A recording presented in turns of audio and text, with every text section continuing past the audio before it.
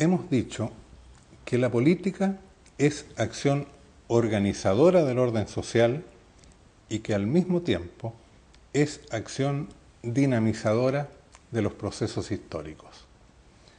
En base a ese concepto general de política, afirmamos que la nueva política es una cierta estructura de esa acción organizadora de la comunidad y transformadora de la vida social que a partir de la realidad presente inicia la creación de un nuevo orden social e institucional propio de una nueva y superior civilización.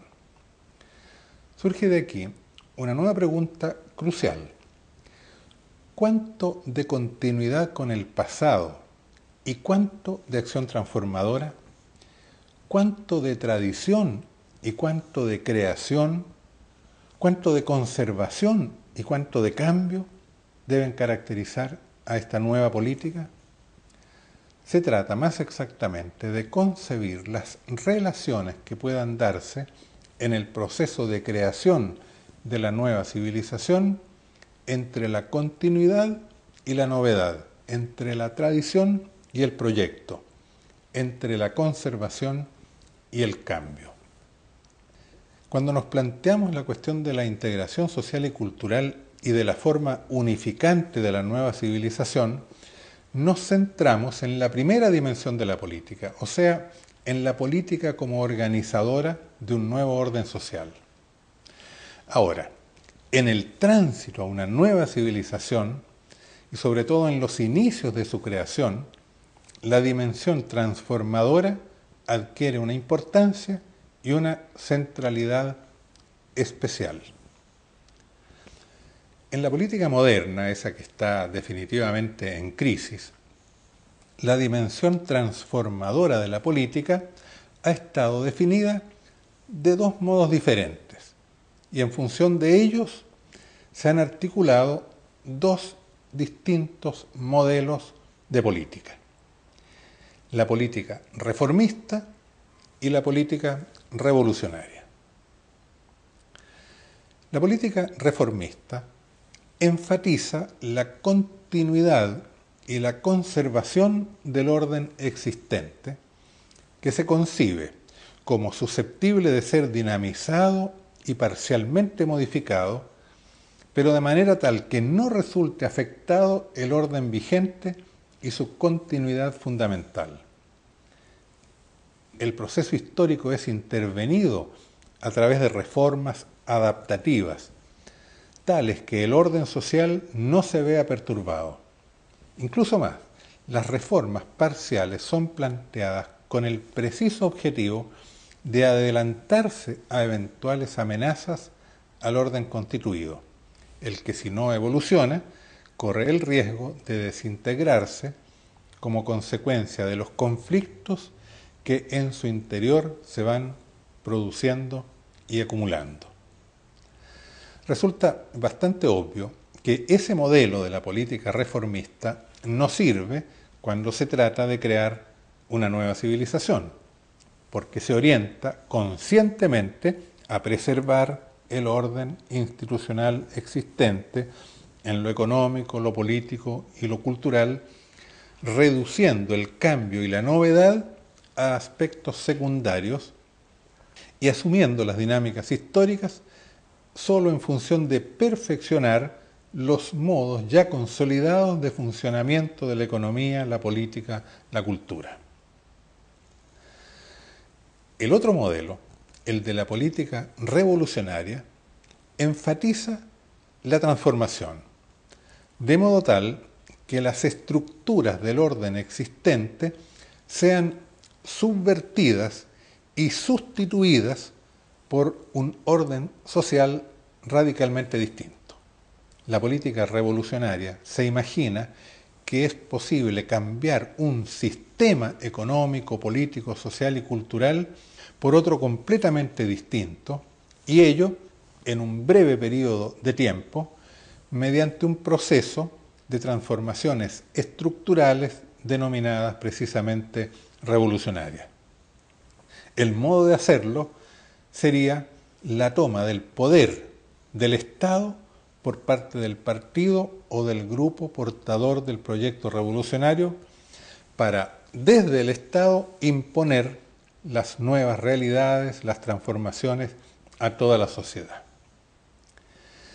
Ese modelo de política revolucionaria tampoco es compatible con la creación de una civilización superior, porque supone un proceso de concentración del poder que niega los valores esenciales de la civilización que queremos e implica el potenciamiento extremo del Estado, o sea, el fortalecimiento de aquella que es precisamente la institución unificadora central de la civilización moderna en crisis. Entonces vemos que tanto el modelo reformista como el modelo revolucionario son funcionales al mantenimiento de la vieja civilización moderna, aunque por razones y por caminos distintos. La nueva política, orientada hacia una nueva civilización histórica, requiere combinar de un modo totalmente original la continuidad histórica y la creación de lo nuevo. Por un lado, hay que reconocer que el elemento de continuidad es esencial en la creación de una civilización superior, precisamente porque se trata de un proceso civilizatorio que se propone conducir a formas superiores de convivencia humana. La extrema ruptura con el pasado, propia de los movimientos revolucionarios, suele generar dinámicas que en muchos casos han podido calificarse incluso como barbarismo, en cuanto han acentuado la destrucción de lo existente más que su superación. También ha ocurrido, históricamente, que una civilización nueva resulta inferior a la que la antecede. Y ello sucede precisamente cuando los elementos de destrucción y de discontinuidad con el pasado son llevados al extremo. Un movimiento creador de una civilización nueva y superior se inserta en aquella dinámica que tal vez sea la de máxima duración histórica, cual es la del proceso civilizatorio de la humanidad. En tal sentido, la creación de una nueva civilización es un proceso que hunde sus raíces en la historia y que se proyecta hacia el futuro. El movimiento político orientado a crear una nueva civilización requiere tener conciencia de su propia duración y de su lugar en la historia.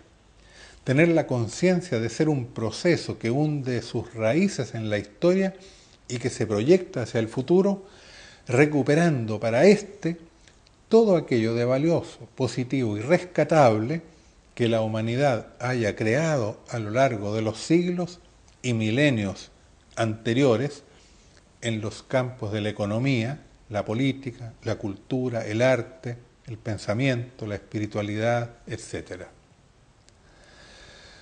Los creadores de una civilización nueva y superior deben tener y desarrollar algo que podríamos denominar espíritu civilizatorio, o sea, tener el sentido de la civilización, que es una especie de conciencia de la historia, de los tiempos largos de la evolución de la humanidad.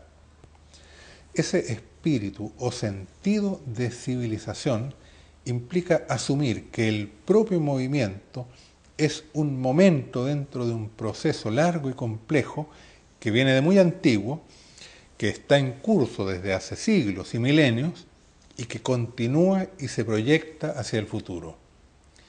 Esta conciencia de la historia es, en definitiva, una manifestación real y concreta de que se establece una relación de solidaridad con la humanidad entera. Pero, Por cierto, no se trata de conservar todo el pasado. Lo que merece ser conservado es aquello que el pasado tiene de vivo y de valor permanente. Más aún, conservar y dar continuidad a elementos del pasado implica siempre renovarlos, recrearlos, integrarlos en la nueva realidad en construcción y en ese sentido perfeccionarlos y llevarlos a su pleno desarrollo. La fuerza innovadora, en cuanto sea real, no existiría si no viniera del pasado, si no fuera en cierto sentido un elemento del pasado, lo que del pasado está vivo y en desarrollo. Ella misma es conservación e innovación y contiene en sí todo aquello que las civilizaciones pasadas hayan desarrollado de digno de conservarse y de desarrollarse. Pero la nueva civilización solo es verdaderamente nueva y superior si trasciende todo el pasado, si lleva la experiencia humana, individual y social hacia horizontes hasta ahora desconocidos. La nueva civilización es un orden social nuevo y crearlo supone introducir en la vida personal y social novedades sustanciales que impliquen un proceso de transformación que debe ser mucho más profundo y extendido que los cambios que puedan preverse desde ópticas políticas reformistas y revolucionarias. Una transformación tan radical no puede sino ser el resultado de la actividad creativa, o sea, de actividades y procesos que impliquen la introducción de formas y de contenidos originales y nuevos, o sea, que antes no existían, introducirlos en la realidad personal y social.